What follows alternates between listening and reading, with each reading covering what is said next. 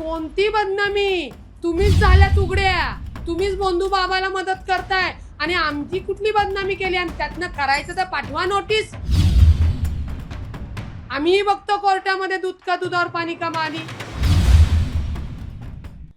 त्यांच्याच पक्षातल्या अतुल लोंढेजी यांनी सांगितलं अरविंद शिंदेचं हे वैयक्तिक मत आहे. मग आता अरविंद शिंदेंना का वाटतं ते तुम्ही त्यांना विचारावं. बहुतेक अरविंद शिंदेंना मला वाटतं बंधू बाबाकडं ताईंच्या माध्यमातून जायचं असेल म्हणून चुकीचं वक्तव्य केलंय का काय मला माहित नाही. परंतु त्यांनी कुणाची बाजू घ्यावी हा त्यांचा आणि त्यांच्या पक्षाचा विषय आहे. महाराष्ट्रातील माता भगिनींवर जो अन्याय अत्याचार बलात्कार झाले त्याला कारणीभूत राज्य महिला आयोगाच्या चाकणकर आहेत. त्याच्यामुळे त्यांना तातडीने अटक, त्यांचा राजीनामा घेणं पहिलं होतं, त्याच्याशिवाय पोलीस चौकशी करू शकत नव्हते आणि आता तातडीने त्यांना अटक झाली पाहिजे. ताई, महिला आयोगाच्या अध्यक्षपदाचा राजीनामा झालाय, परंतु राष्ट्रवादीच्या प्रदेशाध्यक्ष महिला प्रदेशाध्यक्ष पद त्यांच्याकडे आहे. त्या राजीनाम्याची तुम्ही मागणी करताय? माननीय राष्ट्रीय अध्यक्ष आणि माननीय राज्याच्या पहिल्या उपमुख्यमंत्री सुनेत्रा वहिनी याचा निर्णय लवकरच घेतील. कारण का या सगळ्या प्रकरणामुळे पक्षाची बदनामी होतीये, सरकारची बदनामी झाली म्हणून माननीय मुख्यमंत्री जे राज्याचे प्रमुख आहेत त्यांनी तातडीने महिला आयोगाला राजीनामा द्यायला सांगितला. आता पक्षाची बदनामी होऊ नये म्हणून पक्षाच्या सुद्धा अध्यक्षा त्यांचा राजीनामा घेतील आणि तशी मागणी सगळ्या पदाधिकाऱ्यांची सुद्धा आहे. तुम्ही सातत्याने 3-4 दिवस त्यांच्यावर आरोप करताय. याच आरोपांवरती त्यांनी म्हणाले की तुम्हाला देखील आता नोटिसा पाठवणार आहेत. कसले आरोप केले?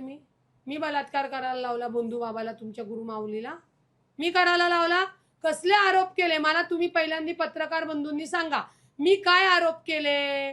ज्या महिलेवर बलात्कार केला तिने FIR केली, ज्या महिलेच्या बेंबीत बोट घातलं तिने तक्रार केली, ज्या महिलेला मूत्र पाजलं तिने तक्रार केली. मी आरोप केले नाहीयेत. मी यांच्या गुरु माऊलीनी बंधू बाबांनी ज्या महिलेचं शोषण केलेलं आहे त्या पदावर यांनी पदाचा गैरवापर करून बंधू बाबाला मदत केली ते मी तुमच्या जगासमोर आणलेलं आहे, ते मी कोर्टासमोर आणणार आहे. आणि पाठवा, तुम्ही कुठल्या नोटीस पाठवायच्यात ते पाठवा, विथ पुरावे तिथं तुमचे देणार की तुमचे काय संबंध होते आणि काय नव्हते ते. कुणाला धमक्या देता या पोकळ? अशीच धमकी त्यांनी त्या खबरदार पुढारीवाल्याला दिली की ज्यांनी या बंधू बाबाचा भांडाफोड केला होता. त्याच वेळी यांनी कारवाई केली असती तर आज एवढ्या महिला अत्याचाराला बळी पडल्या असत्या का? मी कारवाई करणार आहे. अक्कल आहे का डोक्याचा भाग? कीड लागलेली आयोगाची अध्यक्षा. चाकणकरांचं सुद्धा म्हणालेलं आहे काल राजीनामा दिल्यानंतर त्यांचं असं म्हणणं होतं की हे जे फोटोज आहेत ते 5 वर्षांपूर्वीचे आहेत, त्यानंतर त्या बाबाने काय केलं ते मला माहिती नाही, ते त्याचं वैयक्तिक आयुष्य होतं. बरोबर. आता तुम्हीच प्रश्न विचारला. 2016 पासून त्यांची ती गुरु माऊली आहे. 2016 पासून छत्री धरतात, पाय धरतात, अजून काय केक खायला घालतात. आम्हाला अडचण नाही.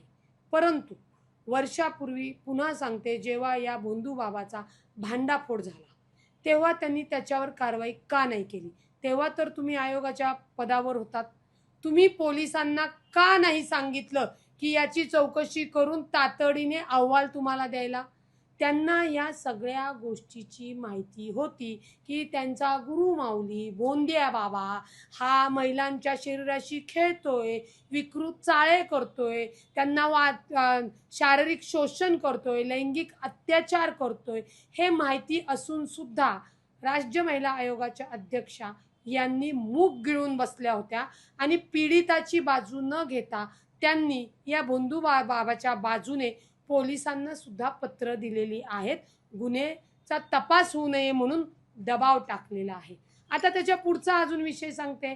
जो व्हिडिओ व्हायरल होतोय ज्याच्यात त्यांच्या गुरु माऊली बंधू बाबाचा आणि त्या बाईचा काम क्रीडेचा जो काही प्रकार त्या व्हिडिओत चालू आहे, ती महिला शिर्डी पोलीस स्टेशनला जाते की माझा व्हिडिओ हा व्हायरल होतोय, तो व्हिडिओ व्हायरल करणाऱ्या पोराला आणा आणि मारा.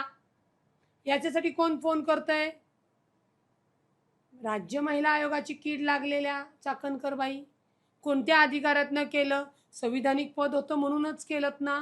का नाही तुम्ही त्या महिलेला सांगितलं की तुझ्यासोबत जर काही चुकीचं घडले किंवा नाही घडले तू त्याची तिथं जबाब दे, त्याची माहिती दे. तपासामध्ये जाणीवपूर्वक चाकणकर बाईंनी अडथळा आणला फक्त बंधू बाबाला वाचवण्यासाठी. त्याच्यामुळे त्यांनी नैतिकतेच्या, कायद्याच्या तर त्यांना बुद्धीच नाहीये, त्यामुळे बोलूच नाहीये. आणि त्यांनी जे काय स्टेटमेंट केले त्याच्यावर तुम्हीही पत्रकार प्रश्न विचारतात. तुमचं तरी शिक्षण झालंय का नाही मला असं विचारावं असं वाटतं. कोणती बदनामी? तुम्हीच झाल्यात उघड्या, तुम्हीच बंधू बाबाला मदत करताय आणि आमची कुठली बदनामी केली? आणि त्यातनं करायचं तर पाठवा नोटीस, आम्हीही बघतो कोर्टामध्ये दूध का दुधावर पाणी का पाणी. आणि त्यांनी जे सांगितलं की हा फोटो तो फोटो, द्या ना कोर्टामध्ये, होऊ द्या ना. तुमचा अनामिका कापलेलं जे काही फोटो आहे तो आमच्याकडं अचानक तर नाही आला. बर, तो फोटो नाही आला तर अनेक लोकांचे फोटो पोलिसांनी घेतलेले, त्या फोटोला तुम्ही काय करणार आहात? हीच भीती आम्हाला होती की त्या पदावर राहिल्या असत्या तर त्यांनी निश्चित हे सगळे पुरावे नष्ट केले असते. आणखी काल- त्याचा फोटो होता समोर होता अनामिका कापलेला. हो, आमचेच प्रांत अध्यक्ष सुनील तटकरे साहेबांचा. मग मी तेच म्हणते ना, आता काय ही बोटं आम्ही कापायला लावली का? तुम्ही बोटं कापणार, तुम्ही आगोऱ्या पूजा करणार, तुम्ही नको ते उद्योग करणार, याच्यात कुठली बदनामी आली? याच्यात तुम्ही केलेली काही कृत्य ही जगासमोर आली. तुम्ही त्या बंधू बाबाला बलात्कार करायला त्याच्या कटात सामील होतात, म्हणून तुम्हाला तातडीने आता अटक झाली पाहिजे. काल राजीनामा देताना त्यांनी पत्रात असं नमूद केले की स्वइच्छेने आणि वैयक्तिक कारणाने आपण राजीनामा देत असल्याचं त्यांनी नमूद केलं. बरं, तसं त्यांनी हसत त्यांनी हा राजीनामा दिला. त्यांनी हसत हसत दिला आणि त्यांनी ते कारण दिलं. पटलं तुम्हाला कारण? कोणतं वैयक्तिक कारण होतं यांचं? यांचा गुरुमाऊली पकडला गेला हे कारण होतं? दुःख झालं त्यांना? कोणतं व्यक्तिगत कारण होतं? अहो, तुम्ही गुन्हेगाराला साथ दिली, तुमच्यामुळे महिलांवर अन्याय अत्याचार बलात्कार झाले, म्हणून तुम्हाला राजीनामा तुम्हाला द्यायचे आदेश मुख्यमंत्री साहेबांनी दिले, पाय उतार केलं तुम्हाला. कुठली नाटंकी आणि नोटंकी सांगताय? तो बाबा बसलाय आतमध्ये जो तुम्हाला सांगणार होता की जा तिथं आणि हे कर, हे तुझं काम होईल. गेले ते दिवस ताई, ओ कीड लागलेल्या ताई, गेले दिवस. आता या, तुम्हाला फिरू देणार नाही महाराष्ट्रामध्ये. तुमच्यामुळे महिलांवर नको ते अत्याचार बलात्कार होऊन आमच्या महिलांचं मानसिकता बिघडली. आमच्या घरातले, महाराष्ट्रातल्या घरातले लोक आता महिलांना बाहेर पाठवणार नाहीत, लक्षात घ्या. काल राजीनामा दिल्यापासून एका सक्षम महिलेची राज्य महिला आयोगाच्या अध्यक्षपदी निवड व्हावी अशी मागणी होते, त्यामध्ये तुमचं देखील नाव येतंय. पक्षाने संधी दिली तर तुमची भूमिका काय असणार आहे? आधी मला या बंधू बाबाच्या सगळं रॅकेट पकडून द्यायचंय, त्या गुन्हेगारांना शिक्षा द्यायची आहे. राज्य महिला आयोगावर माननीय वहिनींना, कारण का ते खातं राष्ट्र, ज्यांना द्यायचंय जी योग्य असेल ती द्या, जिला कायद्याचं ज्ञान आहे, जी संवेदशील आहे. आणि कुठलीही पदाधिकारी कुठल्याही पदावर गेल्यानंतर तिने त्या जो विभाग तिच्याकडे दिलाय, जो मंत्रिपदाचा भाग संविधानिक पदाचा भाग दिलाय, त्या चौकटीत राहून महिलांना आधार, सक्षमता, सुरक्षा देणारी व्यक्ती द्यावी. जी कोणी होईल त्यांना शुभेच्छा आहे. आणि त्यांनी कीड लागलेल्या चाकणकर सारखं अजिबात कामकाज करू नये अशी ती ज्या पदावर ज्या कोणी येतील त्यांनाच तशा शुभेच्छा देते. मला संधी दिली तर तुम्ही कसा कारभार करा? नाही, राज्य महिला आयोगावर मी का नाही जाणार? कारण का मी राज्य महिला आयोगाचं काम काय आहे?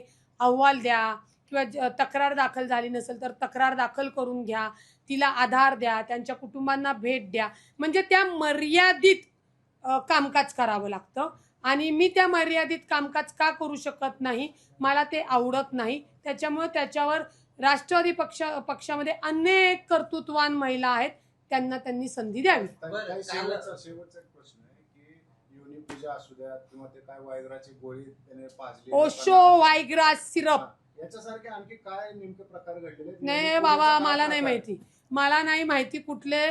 मी ते अंजली दमानियाकडनंच ओशो व्हायग्रा सिरप घाण, अरे ऐकलं तरी हे बघ अंगावर काटा आला.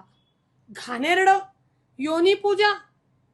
अरे कामाख्या देवी आहे तिथं, तिचं प्रतीक आहे किंवा काय आहे, तिथं नमस्कार करतो आपण. हे अघोऱ्यांनी, विकृतांनी त्याचा नाश करून टाकलेला आहे. त्याच्यामुळे असल्या घाणेरड्या पूजेचं आहे ना समर्थन चाकणकरबाईंनी केलं, याचंच दुःख आहे. चाकणकरांचं राजकारण संपलं म्हणायचं. आता ते त्यांना त्यांचंच माहिती. राजकारण संपलं का ब्युटी पार्लर सुरू केलं का मोहिनी वश सुरू केलं, पण एक लक्षात आलं एवढ्या सगळ्या प्रकरणात, चाकणकरांकडे तंत्रमंत्र विद्याची PhD आहेत, त्या तेवढ्या शिकलेल्या आहेत. यदा कदाचित जे आता त्या भोंदू बाबाच मला वाटतं चाकणकर बाईकडे येईल की माझा हात बघा, जज मला कधी जामीन देणार आहे म्हणून.